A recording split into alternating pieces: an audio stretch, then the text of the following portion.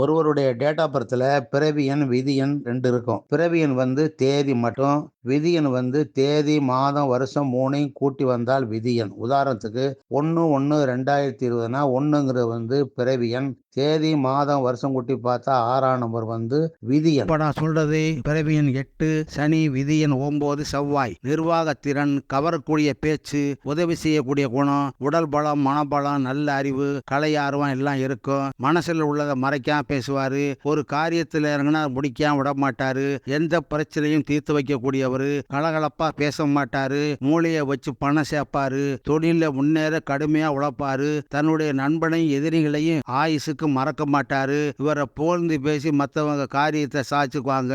இளம் வயதிலே சோதனை, பெண் வயதிலே சாதனை படைப்பாரு. பெண்களால ஏமாறுவாரு. பணத்தை ஏமாந்துருவாரு. மனைவி, குழந்தை, தாய், தந்தை பாசம் கொண்டவரு. காதலோட தோல்வி ஏற்பட்டிருக்கும். எல்லா சுகத்தையும் அனுபவிக்கணும் ஆசைப்படுவாரு. எச்சரிக்கையா இருக்கணும். ஜோதிடம், தெய்வம் போன்றவற்றில் ஆராய்ச்சி செய்வாரு. முன்னேற புது புது திட்டங்களை போட்டுக்கிட்டே இருப்பாரு. தனக்குத்தானே சமயத்துல பேசிக்கிட்டு இருப்பாரு. எதையும் எதிர்த்து பேசுவாரு. ஒத்துக்க மாட்டாரு. தலை வணங்க பிடிக்காது. அன்பிற்கு கட்டுப்பட்டவர். அதிகாரம் செஞ்சா பிடிக்காது. ரத்த ஓட்ட கோளாறு, வயிறு, முதுகு, பல்லு, வாய்வு, மூட்டு வலி, விபத்து, ஆபரேஷன் ஏற்பட வாய்ப்பு உண்டு. இது வந்து பொதுவான குணம். பேருக்கு தகுந்த மாதிரி குண அமைப்பு மாறும். உங்க பேரை சொன்னா ஃப்ரீயா ஒரு 3 விஷயங்களை சொல்றேன். இதை பயன்படுத்திங்க.